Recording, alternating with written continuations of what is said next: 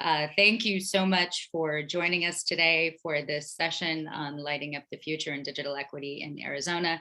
It is my absolute pleasure to get to be the moderator today and to bring together this incredible panel of humans who are doing this work every single day and will bring to us their unique perspectives on how we work collectively to achieve digital equity across the state of Arizona and, of course, around the country. So we are really excited that you get to join us today. We hope that today is a level setting, a bit of an upskilling and a deep dive into the work that's being done in Arizona and a look at some best practices that are happening across the US. My name is Erin Carr-Jordan. I'm the Managing Director of the Digital Equity Institute, and I'm also the Head of Social Impact of Ed+ at ASU. I am also a 2013 Flinn-Brown Fellow. And so for that reason, I am incredibly excited to be in this venue today. Just a heads up, Mignon Hollis, who is one of our fellow panelists today, is also a 2013 Flinn-Brown Fellow. We were members of the same cohort, so I think she's pretty fantastic. And I also think Flynn is pretty fantastic. Before we get started, I wanted to first thank Dawn Wallace and Danielle and her incredible team at the Flinn Foundation for all of their support and their leadership on this issue and countless other issues that are important to the state and to the humans that live in it. They are exemplars and they are just doing wonderful and meaningful work. And for that, I am incredibly grateful. Also, a huge thank you to our hosts, the Center for Civic Leadership. I can't speak highly enough about what a privilege it is to be part of this network and to be a member of this giant cohort that is working collectively to do great work in this state. And to be in this venue and to leverage this ecosystem in this group is just a privilege. So thank you so much, Dawn. Thank you, Flinn-Brown. Thank you, Arizona Civic Leadership. This is just super cool, and I'm very, very grateful. Okay, a little bit of housekeeping before we get started. We decided that we're going to use the Q&A feature. So on the bottom of your screen, for those of you who are familiar with Zoom, you'll see Q&A. Please feel free to post your questions down there. We will be paying attention to them and we'll make sure, we will do our best to make sure that they get answered by the person you are asking the question of. We're also going to be a little bit flexible. Some of us are here in Cleveland. We are attending the Pew Broadband Summit, and the sessions are still running, and it's the last day. So for those who are here attending that summit, you can probably tell by our backgrounds because they're very similar for each in our respective hotel rooms. And we stepped out to participate in this panel because it's so important. But I've asked them to go first. I've asked them to answer questions as they are posed to them. And then I've invited them to go back to the event so that they can continue to partake in those things that are really important as that's wrapping. So they will be here, they will fully engage, they will answer all the questions, and it won't change in any way how we present the panel. I've asked them to be gracious with their time, and we will be gracious and conscientious of theirs. So we're flexible. And so I just wanted to share that with you. So Q&A is great. The chat's reserved for other things. We can't monitor it and do all this at the same time. I don't have that capability myself. So please do use the Q&A. And before we started, I think everyone who works in this space recognizes that we are all working collectively, or the ideal is that we work collectively, because none of us can do this alone. And if we're not working as coalitions and learning from one another, we will not reach the intended goal, and we will certainly not do anything that is long-term and sustainable and is built on best practice. So we created just a short poll. And this is just one of the feedback loops that we're integrating into the actual model and into the planning, because this is a group of state leaders, of community leaders. You represent all the sectors. We just want to better understand who you are, from where you come, and what work you're doing. So please, this is the interactive part of the day.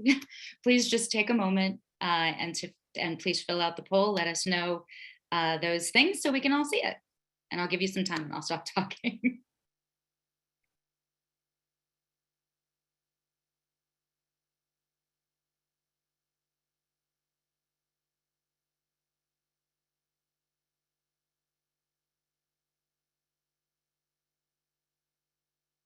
That's 15 more seconds. They're easy questions.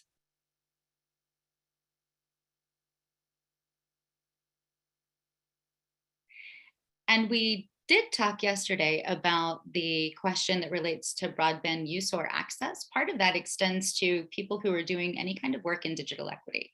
So if your work includes things related to devices or literacy or support ecosystems or any of those things, please feel free to answer yes. Okay, what do our results look like?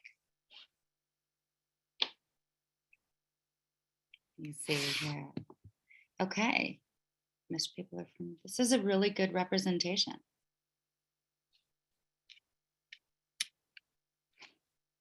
Oh, fantastic. So Angela, question number 3 is the results of that are very interesting. And part of this is to create a mechanism by which we can tailor what we speak to meet the needs of the audience. And so that question in part was to make sure that if we have to level set, even around language and shared language, that we do that from the very beginning rather than making assumptions about what people know and don't know. Okay. So we're incredibly fortunate to have this group of humans with us today. Collectively, they bring decades of experience, a diversity of expertise, of area of focus, of background. Each is working on broadband or infrastructure or digital equity, but through a different lens. So as you'll hear, the work that each one of them is doing is vitally important to our achieving these goals, whether we're talking about Arizona or we're talking about the country. And it isn't until collectively that we can actually move the needle to ensure that everyone is able to thrive in the economy and in society. And I'm happy to share that in many, many ways, Arizona is an exemplar state. At this conference, I have heard it repeatedly, and it made me very, very happy because I think that, but it's again my lens and an N of one here. But that frame is being reflected back to us, and I'm really proud of the work that we're doing in the state and how we continue to work together. I have asked this esteemed panel to share more about who they are, what drives the work that they're doing, why they're passionate about it, and just a little bit more about who they are as humans rather than me reading their bios to you. My screen is dark. Well, that's strange. Hello. Sorry about that. Well, I was doing meaningful movement with my hands. It was a great story I was telling that was missed there. So thank you for letting me know, Don. Okay, so just one more brief intro. The state's taking a comprehensive approach to ensuring that we meet the needs of vulnerable populations. Vulnerable populations from the perspective of the state and from the federal government includes everyone from people living in low-income households, racial and ethnic minorities, elderly folks, people with disabilities, people in rural communities, non-English speakers, veterans, formerly incarcerated people, members of the LGBTQ community, and tribal communities.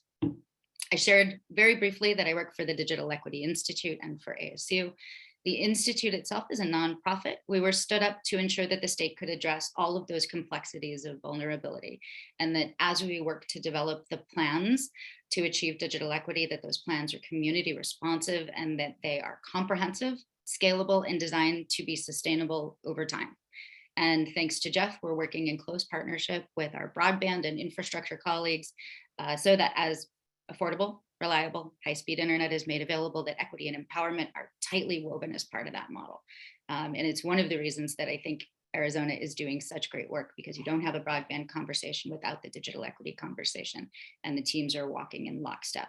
And that's just fantastic. Our role itself involves everything from ecosystem building to meaningful engagement of stakeholders across all sectors, monitoring and evaluation, predictive analytics, modeling, asset mapping, planning, and we're doing all of that with an eye towards scale and leveraging force multipliers where we find them. Hopefully that means that we actually prioritize digital equity, that we get to moving the needle, and we do the thing that we purport to be able to do.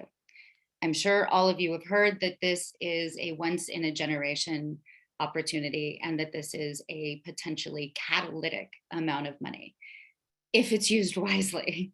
So that if it's used wisely part is key.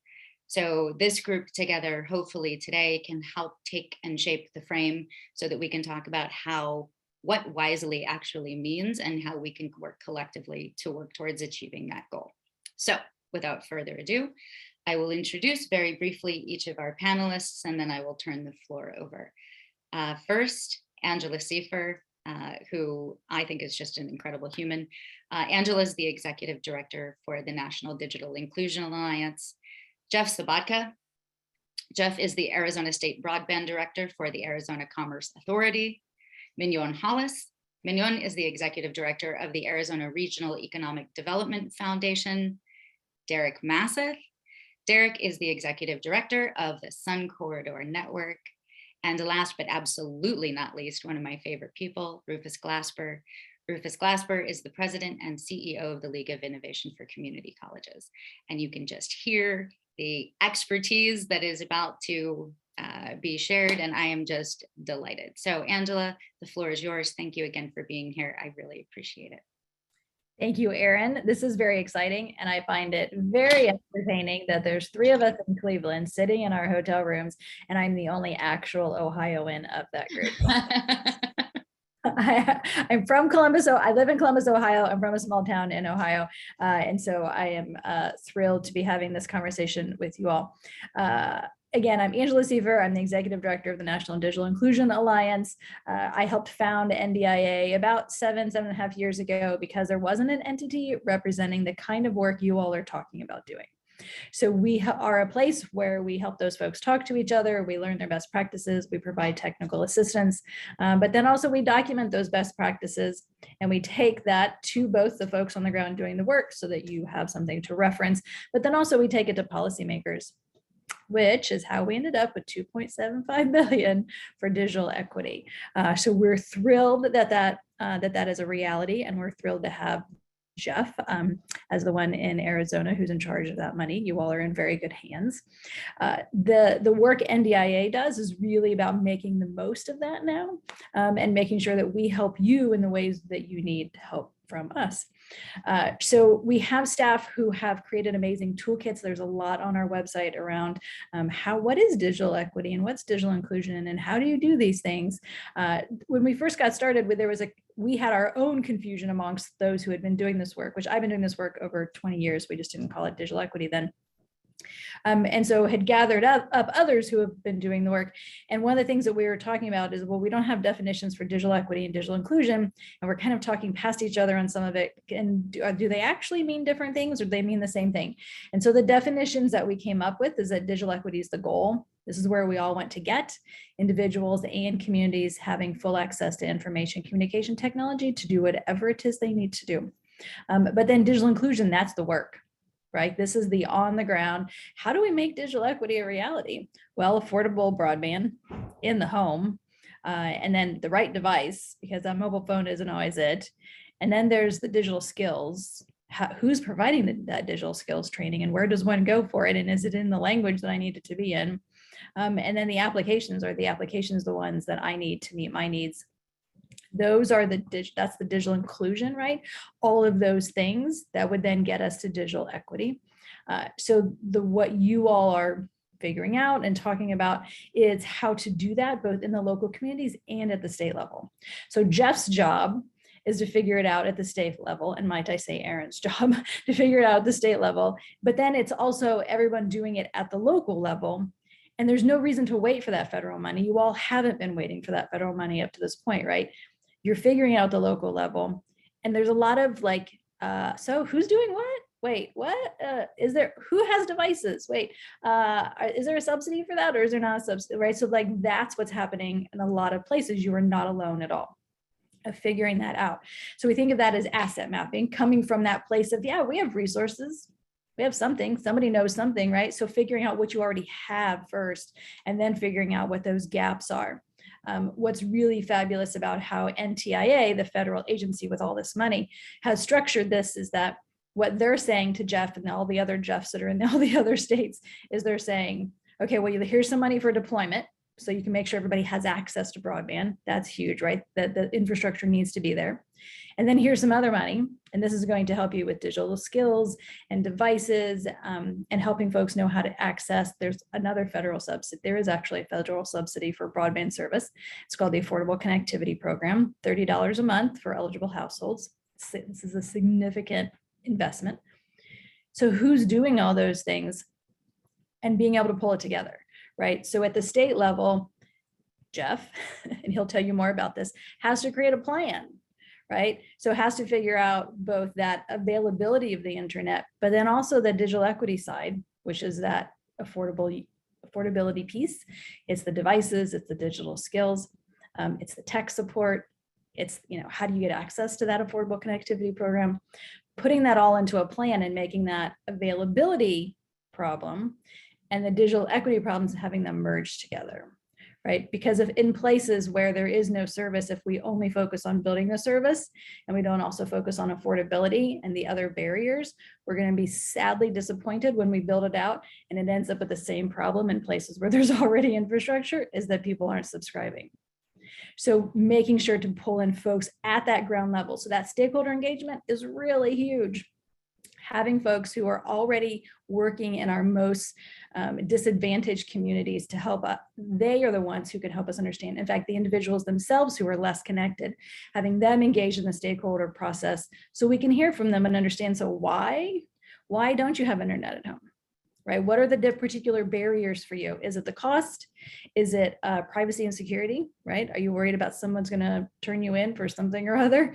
Right? Are you worried that someone's going to get your credit card information? Those are all legit concerns. So making sure that we hear what those concerns are. Are you afraid for your child's safety? Yeah, that's why some people are like, no, not going down this path. So how do we address all the particular barriers? That's what you all are going to be figuring out as community, right? Both local communities, but then also as a state. It's fabulous that you have all the folks that you have in your state to help you with all of these things. So now I'm going to go back to Jordan, to Erin, I'm sorry, and see questions. Is there anything you missed that I missed that you wanted me to cover? Yeah, a couple of things, if you don't mind. Yes. Oh, thank you. I'm so glad you put that in the chat. So from a policy perspective and from a national perspective, what do you see as currently? And what do you think is paving the way from a policy perspective?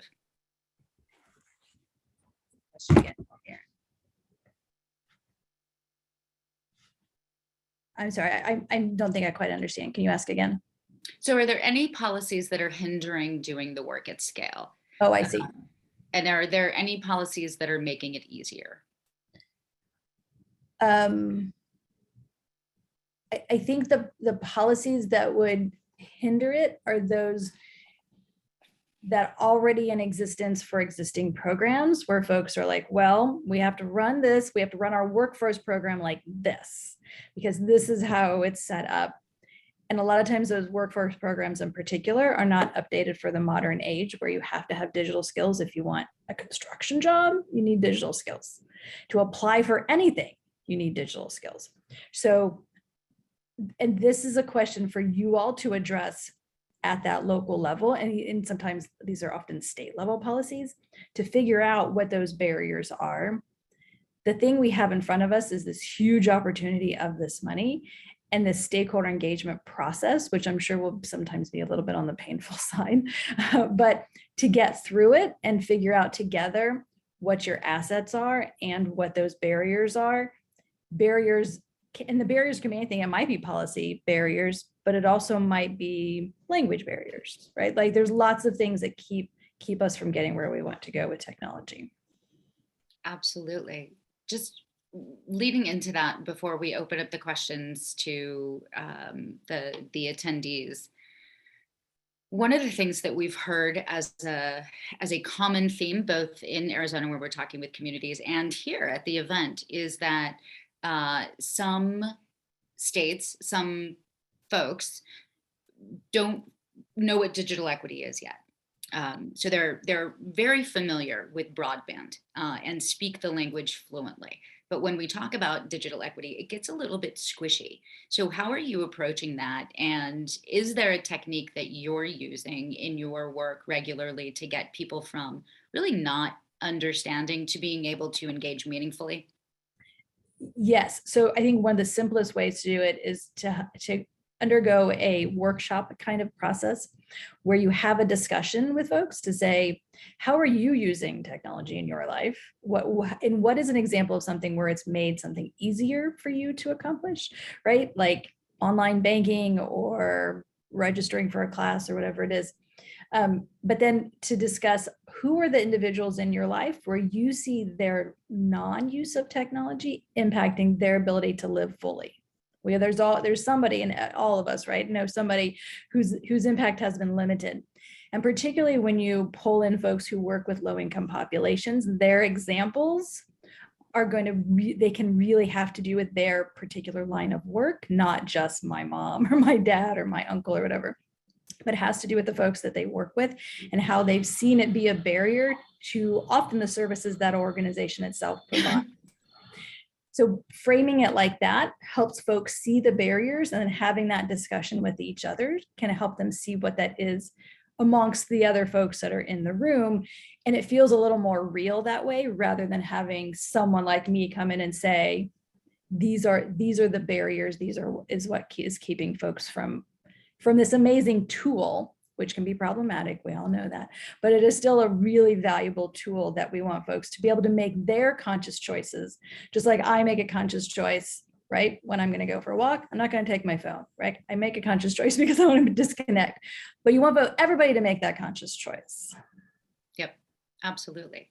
And I love that you touched on, you hit on the health piece. And I think it's sometimes when we're talking about literacy, for example, people or it's often omitted that we're also talking about access to telehealth, that we're talking about financial wellness and financial well-being and being safe and privacy and all of those things as well. So I really appreciate that you're getting at the nuance from a deeply personal way, because often we can only understand it when we come from our own perspective and our own lens. And it's, my cousin down the street doesn't know it, that kind of thing. It makes it real. Okay. It does make it real. Absolutely. So we're going to open up, please, for anyone who is in the audience. By the way, I don't know that, in fact, I'm certain that Angela did not do justice to her background. I should have known that would be the case. Angela has been doing this work and is one of the leaders, founders, matriarchs. I know you don't like that term, but this work is on the backs of her and lots of other folks in Cleveland and other places that for a very long time now have been advocating, it's decades, for this in a meaningful way. So to have her here as a resource and to be able to just ask questions if you want or not, it's a great opportunity. So I just wanted to say that. Okay, so Mike asked the question. Racial and second chance equity is a priority for the premier CEO organization in the state. What can the business community do to complement the implementation of digital equity at scale? There has to be more to it than simply organizing capital deployments. Oh, yeah. Oh, yeah. Fabulous question. Can go a variety of directions with that. The digital equity side of this, the incredible investment we have coming in is not, it's not enough. We will never be done working on digital equity. Why will we never be done? Because we have inequities, right? We already have inequities and we have technology constantly changing. So unless we're going to solve equity and technology constantly changing, we're still going to have digital inequities. So a big piece of this is to figure out how to utilize this money so that it then creates systems level change so that everyone understands the value of having that tech support, of having the digital skills training, of having devices available, and not only understands it, but is willing to invest in it. Yeah. We always will have those programs running. We cannot invest and be like, okay, well, we got whatever, XX number of people connected to the internet, XX number of people who now have a computer, XX number of people who now have digital skills and walk away and think we've solved the digital divide, because we haven't. And this is a very much an equity issue. So coming at it with understanding that the racial equity, right, it's historic. It is systemic. So we have to address that at the same time that we're figuring this out. Because if we think we're just going to boom, put some money in and solve this problem, we're going to be really sad at the end of this money. Absolutely. So, fabulous question. The part about businesses, I think one of the most important things you can do is participate in these stakeholder engagement, this process, and as much as you can, invest in the coalition building that should be happening in every community around this issue, because the more folks are talking to each other about the work that they are doing. Remember, they don't call it digital equity. They might call it teaching computers to seniors.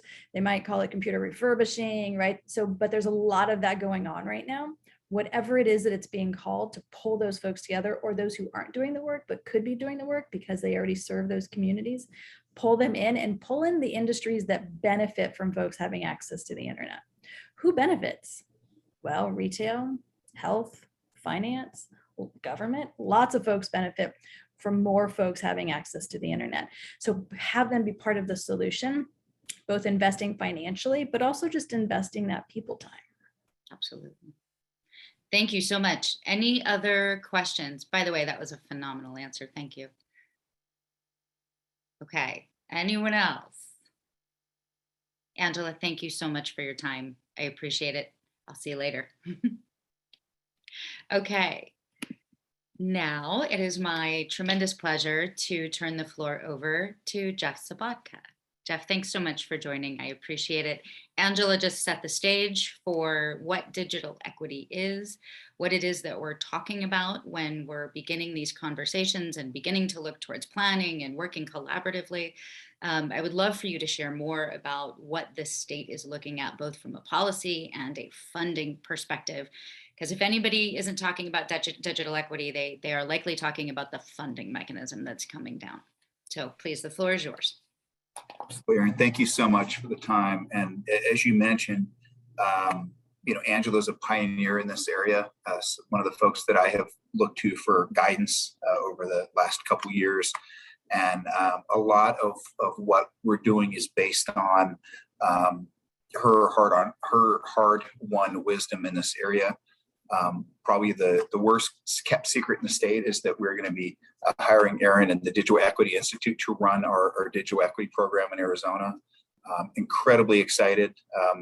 They bring some unique capabilities, both from the ASU standpoint and then from the DEI standpoint in terms of people and processes. To give you some perspective, we have to create what we call a plan to create a plan for digital equity here in Arizona. And Erin was very excited, and she was pitching the folks who are doing this. And they said, Erin, you could probably, I think it was 17 pages out of your plan.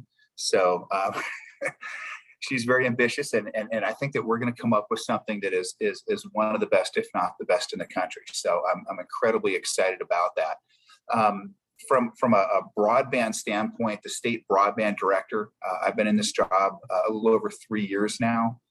My first year was fantastic. I traveled around the state, met with people, and learned about issues in our state.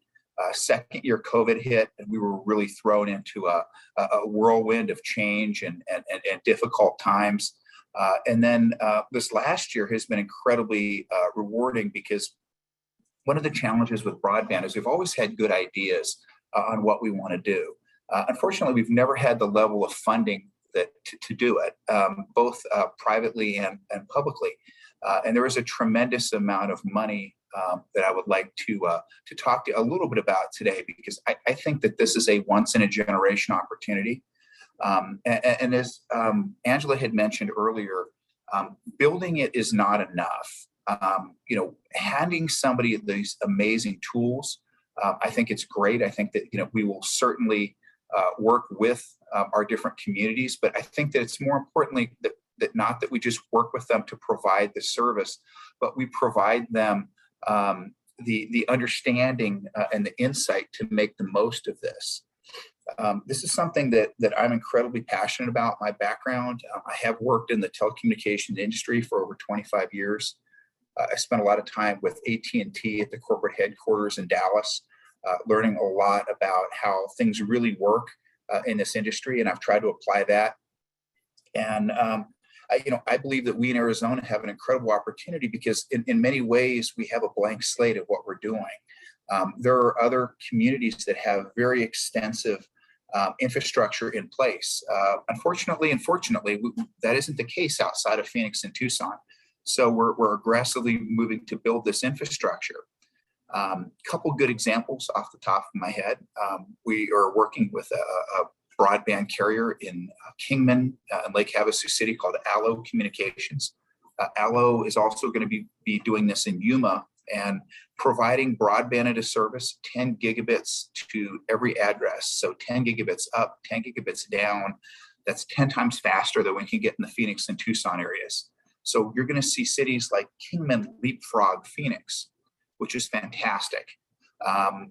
One thing I've learned in my time, my office sits in the Arizona Commerce Authority, is that a lot of the economic development decisions are made based on what infrastructure is in place. And getting this infrastructure in place is critical if communities like Kingman or Sierra Vista or Casa Grande want to continue to create the type of jobs, the manufacturing jobs that we want. Also, you have to have the workforce to do that. And I think digital equity is something, and we do look at a lot of this, at least I do, I should say, through a workforce lens. This is the sort of thing that we in Arizona have to, I say, grow our own, rather than import great people from all over the country, which we'll continue to do because we're growing. But let's take the folks that we have here and let's upgrade their skills. Let's give them a pathway to success. And I believe that working not just with ASU, but with our junior colleges, I think they're going to play a really important role in this skill development because broadband is a unique industry. For every broadband job created in the state, there are 2 private sector jobs created. So it's a great driver for economic activity. The IIJA, the infrastructure bill for broadband, some of you may have seen this slide previously. It breaks down into 4 main buckets with a couple buckets on the side that we won't get into too much detail. The Bead program is an infrastructure-based program geared towards the most rural areas. The digital equity program, which we'll talk a little bit about today, basically takes this infrastructure and brings it to life for the people in these communities. It gives them the ability not just to access it, but to use it to better their lives. And it's an exciting time. Our tribal program, we work very closely with our tribes, the Navajo Nation, the Gila River Indian community, the Tohono O'odham, Yavapai Apache, I could go on, are all deeply involved with what we're doing here. And we're working with them not just on the tribal grants, but on what we call the middle mile grants. These are the grants to get connectivity into our rural areas. This is a very busy matrix. This will give you an idea of what we're looking at here in Arizona amongst those programs. If you look at the bottom, formula, competitive, and other, it gives you an idea. Formula is more like a block grant. Competitive means we have to go out and compete for those dollars. And other, the Affordable Connectivity Program, which is the 3rd one down, is a straight subsidy to low-income consumers. I'm very proud to say that we in Arizona are working through a lot of different groups.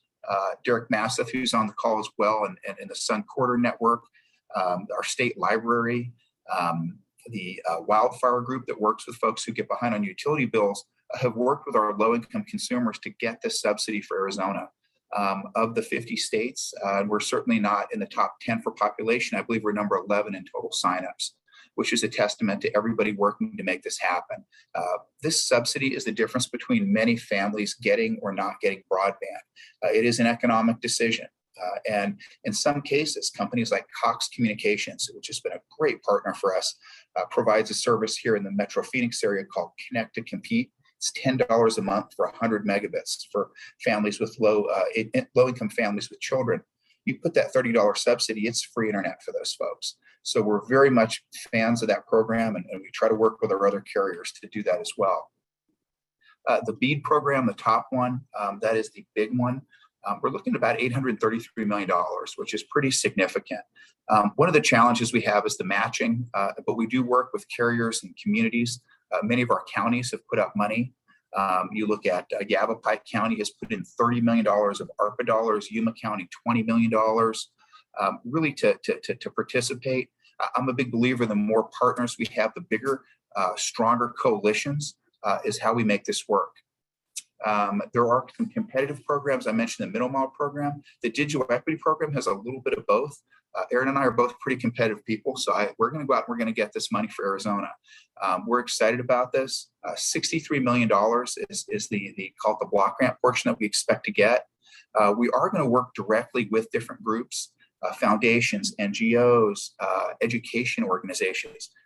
Digital equity is something that really spans a lot of different avenues. So this isn't something that one or two groups are going to receive all this funding. This is going to be spread out. And we believe that statewide, each community is unique. Obviously, we want scalable programs, but the important thing is spending time in the communities. I've said from the beginning in my job as state broadband director, it's not my job to sit in Phoenix and dictate policy. It's my job to get in my truck, to drive out and spend time with you, to understand what your needs are and develop a program together. This is even more important with digital equity. We have a lot of different groups in our society that are in need of this. Obviously, everybody knows K-12 kids and devices. That's easy. There are a lot of programs for that. We have to pick the best ones. We have a very large senior population here in Arizona. Just helping my parents get vaccinated was an eye-opener for me. These are teachers with master's degrees, and they had a very difficult time getting through that process, and we need to help them with that. Governor Ducey is passionate about working with recently released incarcerated individuals, helping them get back into society and have that second chance opportunity. He did push through the Ban the Box program that we were applying for a state job. You're not checking a box. In many cases to show that you've done time. It gives them the ability to fully integrate, and that's important. Immigrant populations, we talk about this a lot. People think of Mexican and South American and Central American. We have refugees from all over the world here in Arizona. There's a substantial Afghan refugee population, and I have a feeling we're going to see quite a few Ukrainian refugees over the next couple years. So working within that context. But again, this matrix will give you an idea of where the money comes from, what's involved, who's involved, and just to give you some perspective, the dollar amounts, I jokingly refer to them as monopoly money because there is so much money flowing into this. It's my job to make sure that we pick the very best partners, people like Erin and Derek will speak later, to make sure that we don't waste this money. This is a once in a generation opportunity. This is, rural electrification under President Roosevelt. This is the interstate highway system under President Eisenhower. If we do this right, it will change the complexion of the state forever. Our rural communities will be able to compete apples for apples with what we have in Phoenix. I mean, obviously, we're the 5th largest city in the country, and we're going to get certain businesses that nobody else will. But you know what? There's no reason places like Yuma and Sierra Vista and Flagstaff can't compete for those type of jobs.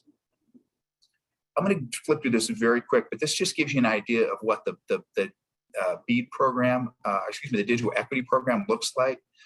The priorities, and Erin had mentioned this earlier, veterans, seniors, incarcerated individuals, disabled individuals, language issues, rural. So it's pretty broad. So we have an opportunity to really craft our own programs, to go our own way.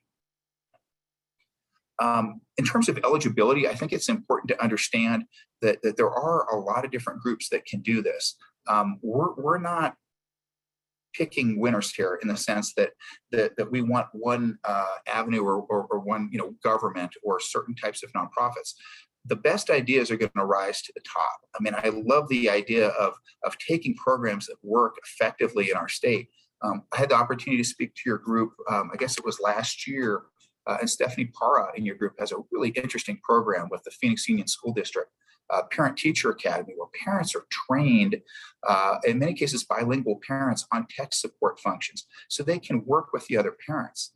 It's just a lot easier when you're working with somebody that's in your daughter's class, and in many cases speak to your language and you're familiar with.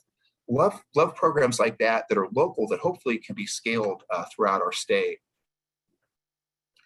The Bead program we mentioned earlier is a very large infrastructure program.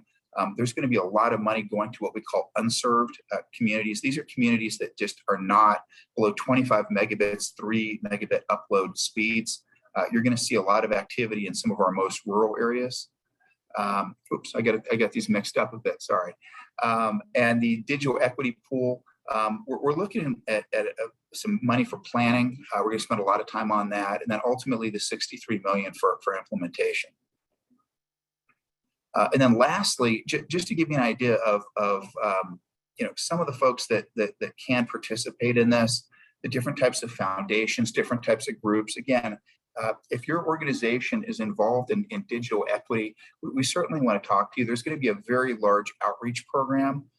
This is the kind of thing that we are required to do, but quite frankly, let's be honest, we're going to do that anyway. Nobody has all the best ideas. And just in talking with folks like Erin and Stephanie and others, you realize very quickly that there's a lot of ways to look at this. One of the issues that's really important to us is workforce here in Arizona. The opportunity for folks to step up the ladder of success. We had a really interesting call yesterday with the folks at Arizona Western College in Yuma about designing a program that can help, starting with a certificate program to a associate's program, and hopefully maybe to ASU if we can get ASU to work with us. This is being done in other parts of the country, in Louisiana, and Ohio and others. And you know what? We're not above stealing good ideas, so we're going to make that work. Erin is the general on this, and I'm going to defer to her wisdom. But we want to definitely press on this program. We're going to try to get this done quick. We're going to try to get these programs working quickly. This is a full-out sprint, because what we're seeing around the country right now, at least on the infrastructure side, is so much money is flowing into this field that there is competition for materials and people, and the costs keep going up. So what we want to do is we want to keep the very best people here in Arizona. We want to get them engaged, and we want to improve our state. And you know what? If we want to go out and help other states, which we do, we get calls all the time from other states saying, "Hey, how are you guys doing this?" We're going to help.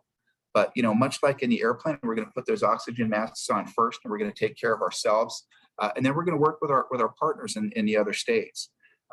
This is an exciting time for broadband. This is an exciting time for digital equity. I've never been in a situation like this where we've had this kind of funding and we've had this kind of popular support. From a political standpoint, we try really hard to keep the politics out of this, but I do tell every elected official I meet with that broadband is incredibly bipartisan and incredibly popular. The ones that get that, Senator Sinema is probably the best example, has run with this and done a great job. Obviously, Governor Ducey has done a great job with this. We had an excellent call with Mayor Gallego a couple weeks ago. People understand now that this is the kind of program that can change people's lives. We're here to help facilitate it and humbly do the best we can to make that happen. So I'd be happy to answer any questions that y'all have. And thank you for giving me the chance. Thank you so much, Jeff. That was fantastic. And you do actually have two different questions. I will read them to you, and they are deep and they were really good. So related to digital equity, says PJ, broadband is the road to travel and critical path. Is the state considering a focus on education and blockchain, services and opportunities such as supply chain, peer-to-peer energy, trading, IoT, distributed voting, carbon, smart contracts, that kind of thing that impact quality of life? Yeah, initially there is a big push to work within the other IIJA functions to try to find common needs and figure out how we can leverage the different programs. Transportation, we work very closely with ADOT. One of the big pushes within the IIJA are for electric vehicle charging stations. As somebody who owns an EV, I will tell you that's really important because there are not enough. But those require connectivity. You talk about alternative energy sources. I know hydrogen is really big and something we're talking to folks about, solar. All these require a degree of connectivity, particularly if you're doing them in extreme rural areas. When it comes to blockchain, and I will even go broader than that, cybersecurity, this is something that we're really going to have to take a look at. When you start giving people these tools, we have to understand that a lot of people aren't familiar with things like phishing and some of the many scams that we all see. These are the kind of things that we're going to have to help educate people as well, because it's not enough just to understand what you're doing, but you have to avoid the pitfalls, particularly with our seniors. I think that this is a real issue and something that we need to address in our outreach. Thank you so much. One more question, and then I know you have to run. From Shane Leonard, who is also a fellow, as is John, by the way, in his comment that was in the chat. Hi, John. As a 2019 fellow, says Shane, I am participating today in his role as a planning commissioner for the city of Coolidge.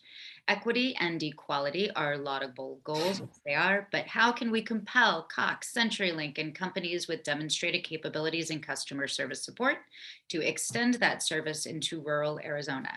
Similarly, how are we ensuring that companies that might provide broadband service aren't simply agreeing to provide service with no way to actually meet demand or expectations? We build some pretty interesting language into our grant programs. The reality is that they do want access to build out. I think it's important to understand that Arizona is very much a light touch regulatory state. But that being said, if someone is going to take government money, my expectation is that it's not enough just to build it. They have to offer a low cost plan. They have to offer community engagement. They have to be wanted by the community. One of our biggest criteria for our $100 million grant, which we're going to announce next week, so keep your ears open for that, is how engaged. Are you receiving letters of community support? And are they actual real letters? Are they engaged? Do they want you there? I will say this for Coolidge and Pinal County, one of the challenges we have in Pinal County, as opposed to some of our other counties like Yuma County, Apache County, Navajo County, is we need someone to step up and be a champion in the county. It's so important to have somebody at the county commissioner level or at the mayor level say, this is important to us. Having that political will is vital, and we're definitely looking for partners. I will say that cities like Coolidge and Florence are going to do incredibly well simply because this is where the growth is going. You don't just have to have Lumen or Cox, which are both good companies, but you have companies like Zona Wired that are building in that area that provide fiber to the premise. So competition is probably the best way to do that. And we're all about bringing in new carriers to compete with the folks if they're not doing a good job. Actually, we're going to bring them in anyway because competition is good for everybody. All right, Jeff, thank you so much. I know you have another call to get to. I appreciate your time a great deal. That was fantastic and incredibly informative. If anyone has questions that are follow-on questions, by the way, we'll absolutely make sure to get those to Jeff so that he can answer them. Same thing to Angela and to the rest of the panel. So Jeff, thank you again. It is my great privilege now to bring Mignon Hollis to the floor. And again, just worth saying, Mignon is another Flinn-Brown Fellow. She has begun this journey with Flynn and participates often, and her voice and the perspective that she brings in her area of expertise just adds so much value to this conversation. So I am tremendously grateful that you are here today, and I turn it over to you, my friend. Thank you so very much, Erin, and good afternoon to everyone. I'm always excited to talk about rural. Everybody knows that. And so, you know, at the beginning, Erin, you were talking about partnerships and how that's just so vital and how we've worked through the network. So I was brought into this conversation because Erin saw the work that we were doing around a RISE grant through the USDA for building out a digital economy. So that's how we first got connected into this conversation. But before all of that started, I'm down here in Cochise County. I'm the executive director for the Arizona Regional Economic Development Foundation. And I'm going to take you through my presentation on a little tour of Cochise County because we are one of the only counties statewide that shrinks in population each and every time of the census. So that puts us in a little bit of a different situation. One of our pillars for AREDF is healthcare. And so one of our other fellows from the 2013 cohort was Jamie Snyder. And so Jamie, when she knew this was the deal, she put me on all kinds of statewide health improvement plan processes that we could look at to see where we could tap into things. So I really want to recognize Jamie Snyder and the work that she's done. The other couple people that I actually really need to thank, I believe Janet Major is on this call. She's not a fellow, but she's an amazing human who has helped us build out our project. And then I know that Lydia Rhonda is also on, and Lydia is always my sounding board for when we start to talk about anything for underserved and underrepresented communities. So those people initially that I want to thank. So let me pull this up, and I'm sorry, because one of our problems here often is broadband. Imagine that.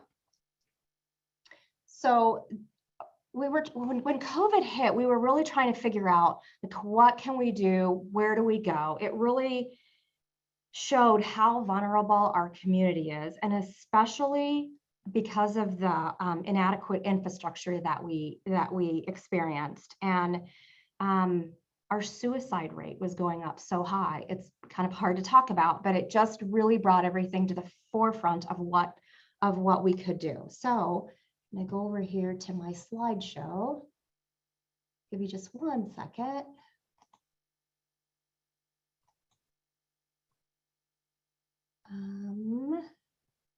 Sorry about this, folks. I can't get back to my screen. Apologize. Actually, can I ask somebody to help me do this? No, Dawn, you have my presentation. Backups for backups. Backups for backups, if they're there. But I can walk you through this too. So Cochise County is located in the corner of the state. We have two borders. We have Naco and we have Douglas, port of entry. So that just gives you a bit of a visual of where we are, very remote. Jamie had put me onto a committee that really started to look at how could we help, how could we make an impact in the rural communities. And so one of the things that we saw early on is that we didn't have services, healthcare services in Cochise County, and they were lacking. And so I started having a conversation with that group about, hey, what do you think we could do? How can we build this out? And I pulled together a quick, white paper and said, one of the things that our foundation does really well is we do really well in incubators. And here's where I have to give the shout out to Russ Yelton, because he's really helped us pull these incubators together, and he's also a fellow. So we talked about, how do we make this work? How can we pull this all together? And we went after a grant. One of the things that, Jeff was talking about is that they move quickly. Well, those that know me know that nothing ever moves quick enough for me. I'm super, super impatient. So it wasn't quick enough for me. Before we could get money, we had to do a study for a study. And we've got people dying. And that is not an exaggeration. It is not an overstatement. And so with the help of Jamie getting us initially into money, we were able to tap into the money from the Arizona Department of Health and Human Services. And there was a pot of money there that we were able to roll out very quickly. And hats off to that department, because from the time I had the idea till the time it happened, it was only, 4 months. So that is a very quick time frame where they gave us funding. What we were able to do with that funding is to create what we call rural care. And it is a facility that operates as an incubator, but inside there, we also have a telehealth office. And this is where Janet comes in, because I don't know this. I'm an accountant by background, but Janet came down and it was like drinking from a fire hose times 17. And Janet is super, super passionate about the work she does. So she came down and really helped us figure out what we needed inside a telehealth office, what kind of equipment we needed, everything from what color the wall had to be painted. And especially when you're doing behavioral health, it had to be calming colors. So she really, thank you so much, Janet, really helped us to get there. So inside of this incubator that we have, then we have a telehealth office that we were able to get the funding for. Now the funding we used was for the broadband piece, because that's where that comes in. And it was final mile. And we had problems with Cox. So what do? I go to my little Flinn-Brown directory and start calling up fellows who are at Cox, who are at Lumen, who are wherever I can find them. And we were able to get that done. Again, that took too long for me, But we were able to get that final mile into that building so that we could provide the telehealth services. And then we also have inside there, it's an incubator based on mental health. And we have 2 providers in there now. And so we wanted to make sure that we were able to provide services to our community through that telehealth office. And when you think about it, and it's all based around mental health, at first we weren't sure if it should be more generalized. And then after speaking with Janet and some of the work that had been done around the state, we quickly realized that mental health was a place to go. So it works 2 ways. You can either be the provider that comes in and is recommending your patient to use the telehealth, or you can actually be the provider reaching out to your clients, right? And so what we see though is people that are coming from those vulnerable communities and those underserved communities be able to access and use that office. And it's generic in name, so it's called rural care. And we did that by design. If you think about people that are in an abusive situation and they don't feel safe in their home, and even if, let's say, they do have connectivity in their home, which most of the time they don't in the very rural areas, they're able to get on a bus line.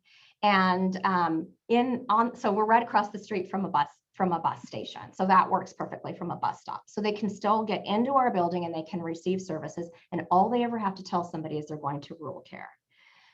So that's just been a very amazing piece to be able to do. And you know, we got that fiber laid, but again, that's just one of the ways we were able to use the technology and that broadband. And I keep saying that over and over because I think a lot of times people use that as a sexy term, like, oh, it's, you know, when we're talking economic development, we're going to say broadband, and here's what we're talking about with broadband. Well, when you look at the reality of where that connectivity really is in a rural community, it's not there. And to our first speaker's point, Angela, when she talked about, you know, building out that digital economy, and this is super important for me in this digital equity, is people didn't know what that meant, you know. And so when we were even talking in our pre-meeting, I said, let's define that a little bit better. And this is my shout out to Lydia Rhonda, because she came up with a campaign we're working on that's called I Am Tech, because it's that educational piece then that will educate younger people. Say, you know, if you're having a talk with an artist, let's say, for example, and you're speaking to that artist and you're saying, hey, you know, you're in the digital economy. And they're like, no, I don't even know what that means. I barely have internet. I don't. But then when you start digging into it and saying, well, are you cropping your photos? Are you using digital to get your photographs? How are you working that? Then we're able to point out, hey, you realize that you're tech. And so that whole little campaign, that's Lydia's. Thank you, Lydia, for letting me share that. But that's one of the ways that we've really dug into doing that, to getting the access that we need into our community so that we could serve the underserved and underrepresented in our community.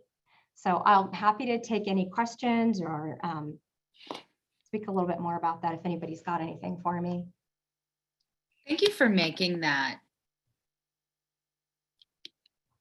Real is not the right word, but from the perspective of knowing the impact that COVID had on us as human beings, the very personal experience that we went through, that our families went through, the disproportionate impact that it had on communities who are most disadvantaged.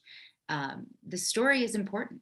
It is, you know, Erin, and the thing is so then, you know, people really don't want to talk about that they don't have access to broadband, because sometimes, you know, that becomes a class issue, or they just don't want to say that they don't have it, or they don't know how to use the technology that's there. So you have that. And then again, and then you have the piece about mental health that nobody wants to talk about either, right? You know, we say, oh, mental health is important, but when you dig down to it, what are any of us doing to really protect other people and their mental health? So it was kind of this perfect storm to be able to work. And again, I couldn't have done it without all of my partners. So I really want to thank them for helping me to make that vision come true. Absolutely. And the Jamie that you mentioned, Jamie Snyder, who's one of our fellows from our cohort, she's the director at Access. Right. So throwing that out there. Thank you, Erin. Absolutely, absolutely. Are there any questions? And by the way, the complexities of rural. One of the reasons I'm sort of leaning into this is what you experience in Sierra Vista in Cochise County is unique to where you are, but every community has those unique things that are barriers, that are challenges that they are working to overcome. It's one of the reasons I'm so grateful for you, and that you and I can work together on this to make sure that as we're moving forward, we're doing it in a meaningful way. And that kind of stuff doesn't get overlooked. Thank you so much. And thanks for the opportunity. Absolutely. I'm so glad you could be here. I didn't even check chat or the Q&A. Let's see. And there were, by the way, there were 2 questions that were, oh good, Jeff answered them, but there are other questions at the end of that related to community colleges, Dr. Glassford, that are probably perfect and right up your alley. So I wasn't prompting anyone to answer them just yet. Does anyone have a question for Mignon before I sadly excuse her? I love the opportunity to get to talk to you again. Okay. Well, we are quite fortunate to have some other brilliant humans here with us today. So I want to turn over now to Derek Masseth. Derek is the executive director of Sun Corridor Network. I suspect there are quite a few folks who don't know what SCN is.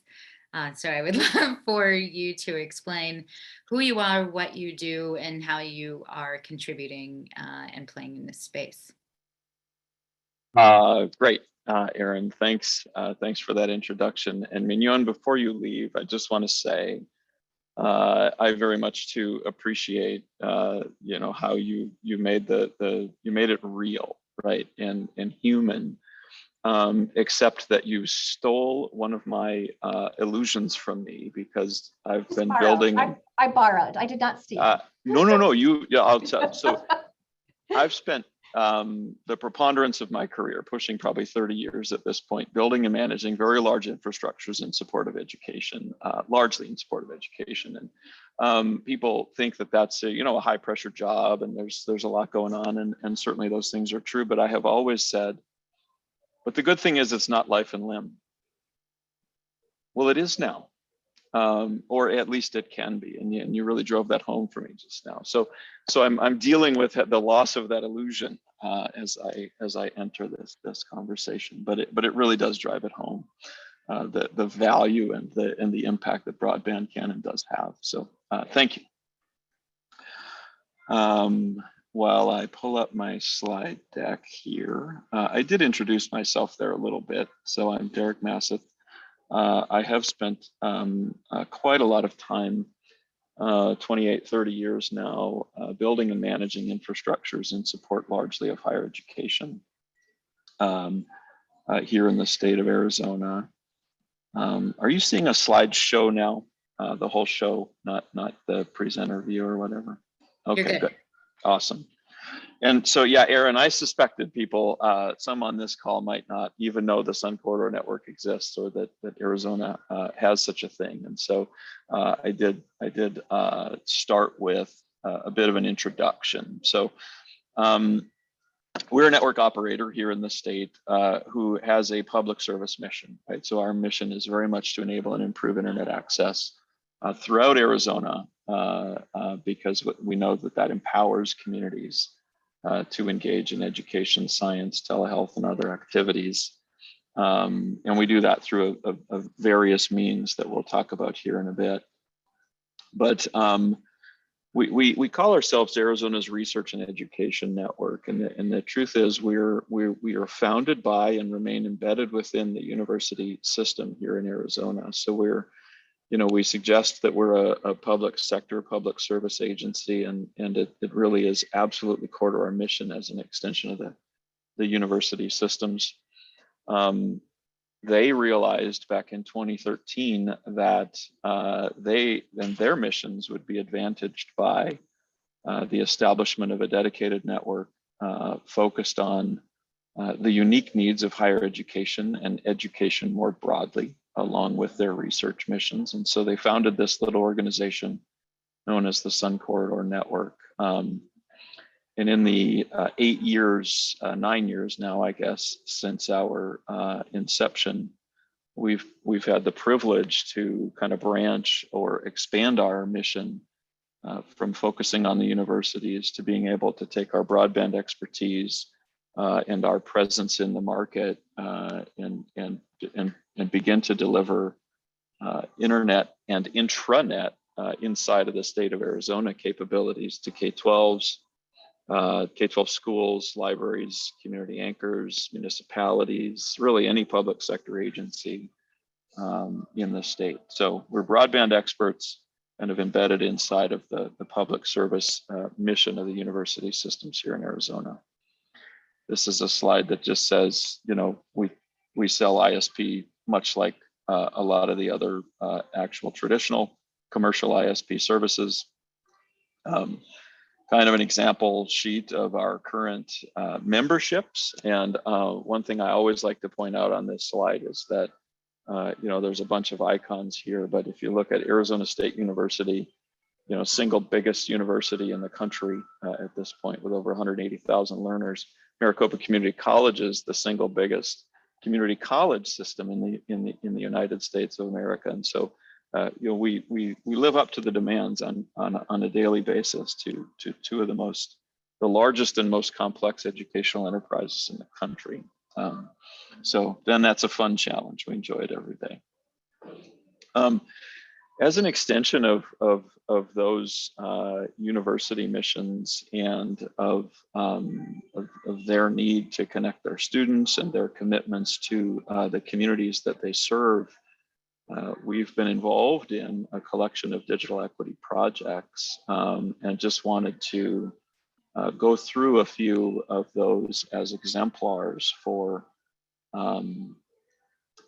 just as examples for the art of the possible in the digital equity and specifically kind of in the public service digital equity space. So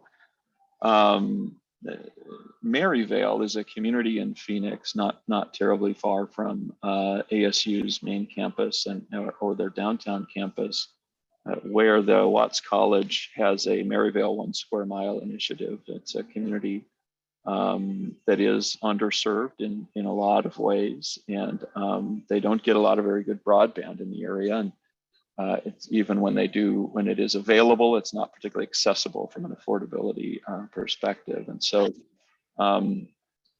as an extension of ASU's outreach mission, we worked with the Isaac School District in that area to install, as an extension of the Isaac School District network, where the Sun Corridor network is their ISP.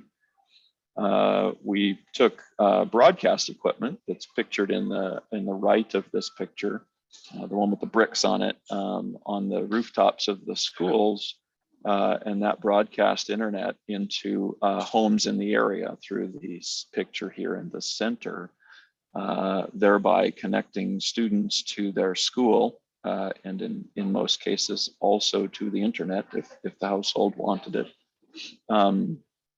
for the purposes of engaging in education first, but then secondarily also to enable those households to engage in telehealth, engage in you know, at the time, you know, signing up for vaccines and you know, applying for jobs or digital skilling or what have you. And so this was a very rich and deep experience for us. I would say we learned a lot, and we learned a lot about the value of community partnerships and collaborations. I think everybody so far that's spoken has suggested that a good, strong, collaborative community is really what's required.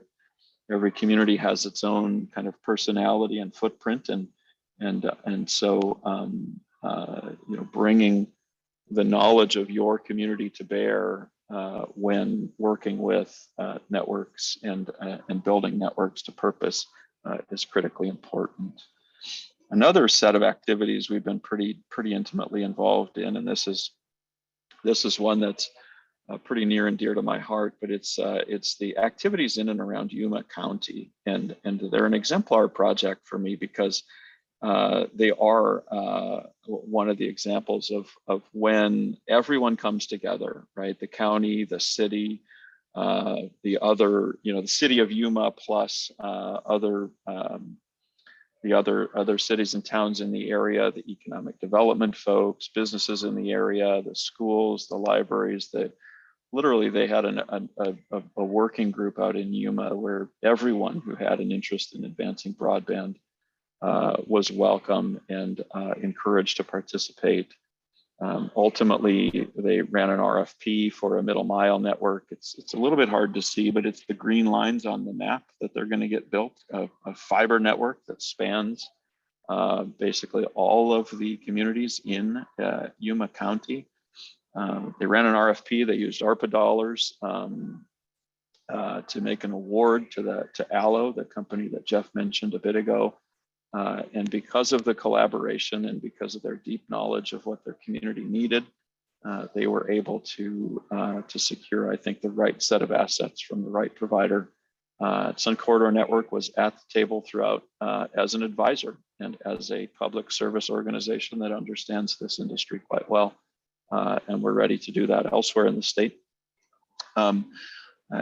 Additionally, through those collaborations, we, in support of the education mission in the Yuma region, we were able, because of some of the foundational work that's being done in the broadband planning space in Yuma, we advanced the idea of building a science network on top of this network in support of science educational collaborations between the educational enterprises in the area, which is actually all three universities, Arizona Western College and the K-12 schools. And so we won that grant, and we're actively working with the education community in that area to advance scientific education with real world science data derived from the fields, the agricultural fields in the area. So very exciting set of activity.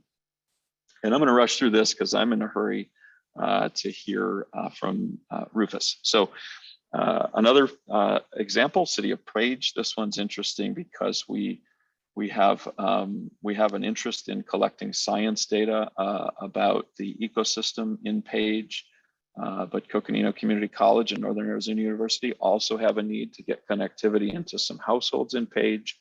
City of Page wants to do some smart city activity.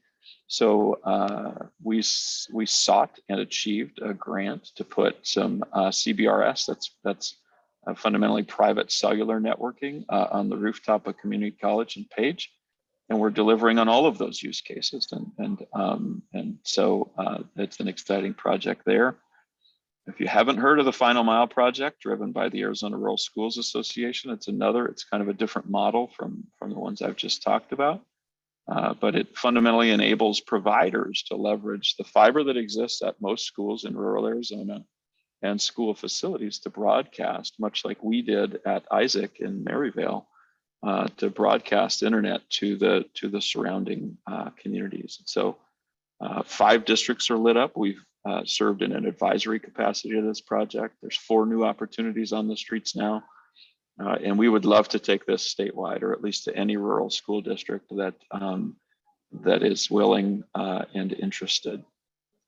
Last but not least, if you're not familiar with Arizona's Middle Mile project, the Arizona Department of Transportation, Jeff Sabatka's office, at the Commerce Authority, the governor's office, and the SCN are all partnering to build fiber and conduit along the interstates in Arizona, starting with 17 and 19. Continuing on I-40, this ecosystem will have capacity in it for carriers to build, and it will have capacity in it for Sun Corridor to use for public purposes. If you're anywhere near these geographies, this will change the game for your communities. Even if you're not, it's likely that we can leverage these infrastructure to get infrastructure to wherever you are.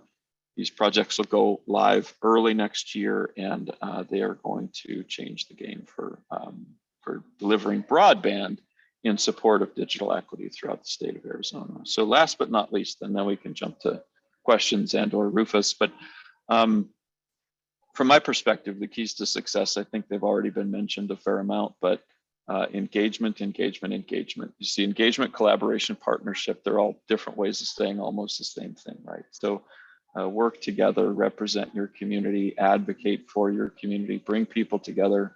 Broadband providers have a menu of services they want to sell. You may not, that they may not be what you need, and so understand what you need, and then bring them in and advocate for that. So with that, I think I'm gonna close this share, and we can move on to Rufus. So sorry for the rush, but I do want to get on to Rufus's talk. So thanks, Erin. Absolutely, Derek. Thank you so much. I could go on for a very long time about how much I admire the work that Sun Corridor is doing. And we're very grateful for your partnership. DEI and Sun Corridor Network work collaboratively together. Echoed here, we keep hearing it is the common theme, capacity and partnership, and how that actually gets you to where you want to go. So for that, I'm very, very grateful. And certainly I was managing the chat while you were talking. And there's lots of folks who would like to connect, and I think you are hitting the nail on the head that these are all game-changing things, and so increasing awareness, increasing engagement, and listening to the people who will be impacted to make sure that whatever we bring adds value and is used because it's useful. Yes, please. Yes, please. Yes, please. So moving on, and we'll put questions at the end, please, because I want to make sure that we have plenty of time. Dr. Rufus Glasper is someone that I've known for, oh my goodness, now over 15 years. He is absolutely one of my favorite people. A common theme that is run through this, Rufus, is workforce and jobs and the role of higher education and community college. And all of that is in your sweet spot, which is why I wanted you to go last and why I wanted you to be the expert that would speak to these things, because you have an eye for what is on the horizon and what is possible right now, and how to be looking at that and working to make sure that we're meeting the needs of the learners who we serve. So please, I turn the floor over to you. Thank you very much. And it's a pleasure to be in front of the Flinn Civic Leadership Group.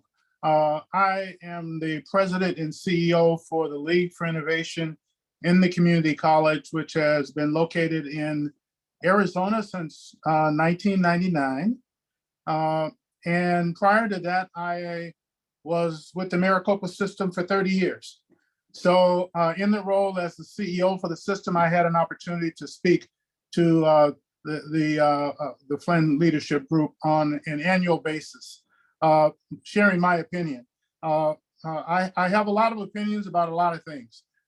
Today, I'm excited about the conversation, and I'm excited about the people that you engage when you start a journey. Prior to my most recent journey, I had never met Jeff, nor had I met Derek.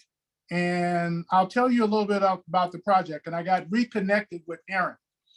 The League for Innovation is currently involved in a project relative to looking at the impacts of the pandemic and what many of our students are going through in terms of insecurities. We were approached by the Garcia Foundation because of work we were doing with the Walmart Foundation with rural colleges around hunger with community college students. And they had a conversation with us and asked, would you be interested in a project within Arizona? And I am located in Arizona. And I was excited about the conversation because we were looking at wraparound services to support students that had issues around hunger, housing, and connection to jobs. And it's the first generation, low income, the profile of the students that for the majority attend community colleges, and the ones that were most impacted and exemplified the notion of the digital divide when the pandemic hit.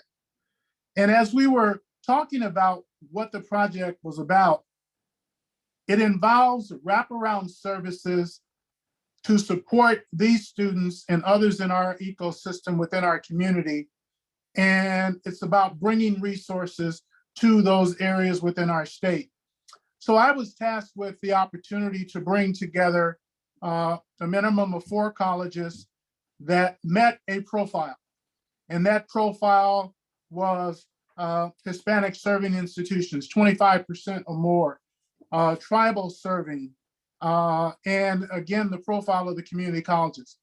In our quest to bring colleges, we were able to bring to the table Coconino Community College, Arizona Western Community College, Pima Community College, and San Carlos Apache. And I share with you the 4 colleges that we're working with because everything that we will talk about throughout the progress of this project for at least a 3-year period is dependent upon delivering opportunities and challenges that are, for the most part, based upon access to broadband.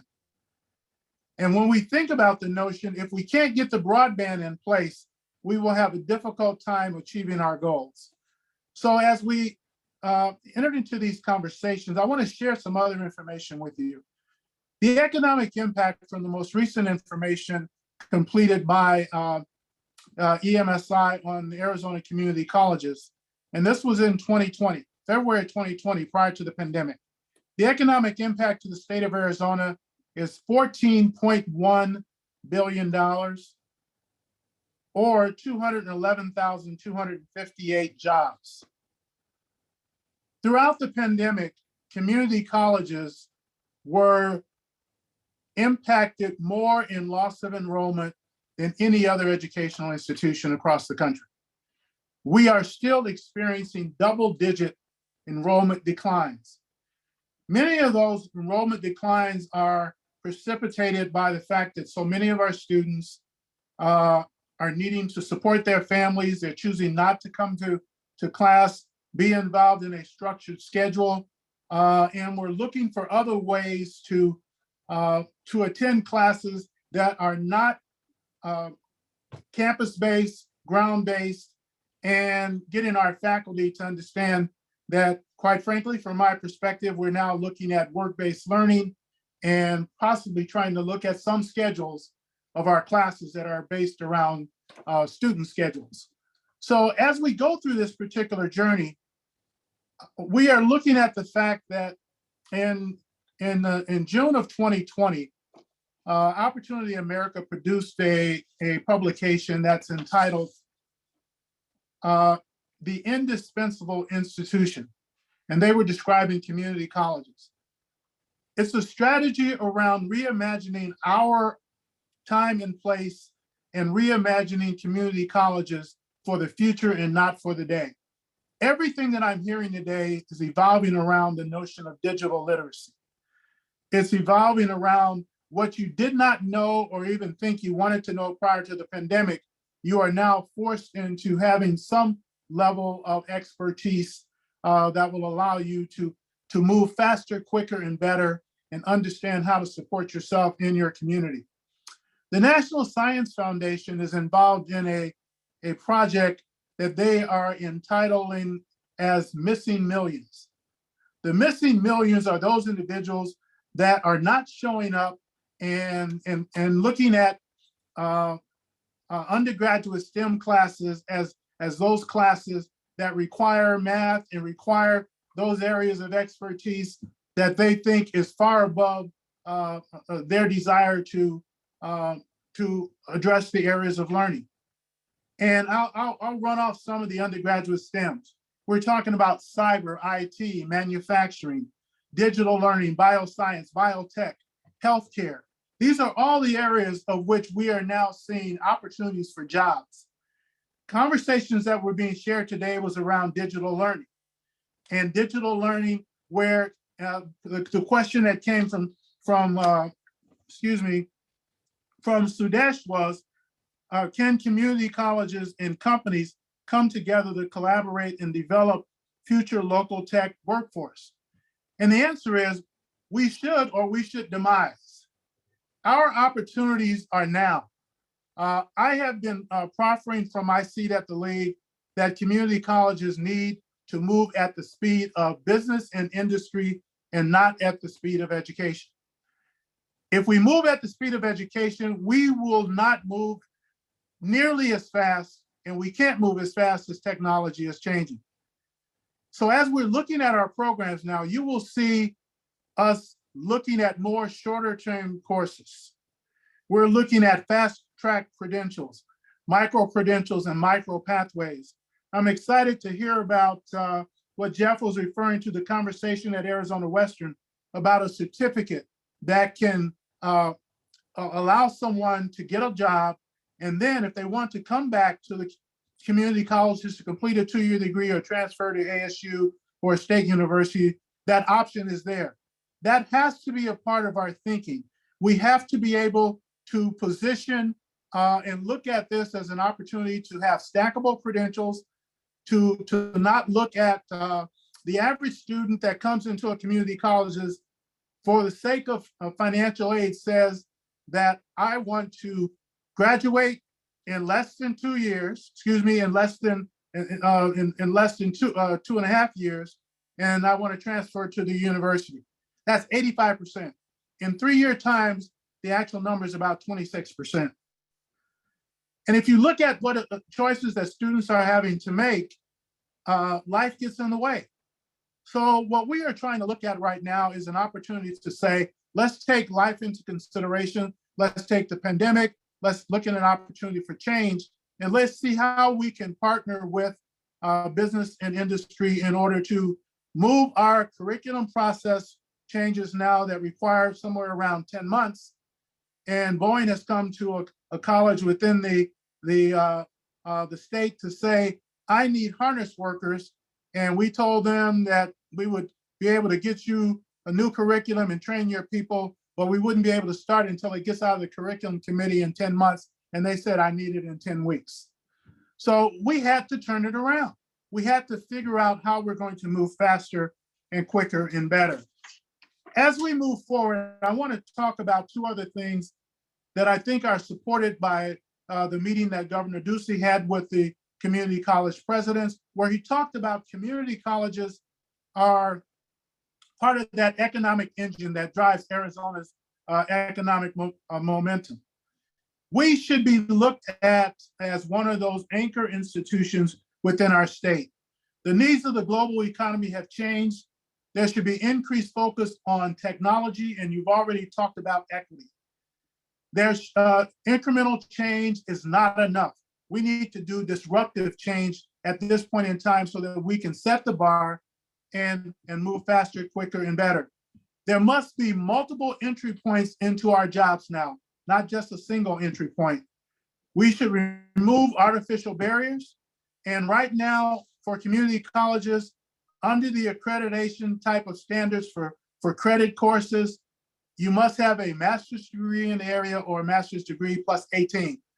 I am pushing to merge credit and non-credit because quality assurance should be defined by that individual that has the skills and should be codified by a type of credential that would allow you to say that it's portable and that you can get a job that will pay you at least a livable wage for a family for, if not more. That micro credentials and micro pathways will be a part of the future moving forward, but the opportunities to complete that degree should not be taken away from you. And the alignment between accreditation and our institutions needs to be wiped away. And I'm trying to say a nice word. I used to be a trustee for the Higher Learning Commission, which is a regional accreditor for 20 states. And I've been working with them for the last 6 years since I've been at the league. We now have them partnering with us on building micro-credentials and stacking them onto degrees so that when someone says, will this be acceptable, then we will already have their blessing. Finally, I will close and allow for some questions here, and that's on the role of philanthropy. Philanthropy can help change the narrative by refocusing investments on the systemic conditions that lead to economic insecurity for all workers. When you sum it up that way, you can see that you can address everyone within our state. You can look at our populations. You can give them broadband access. You can give them training.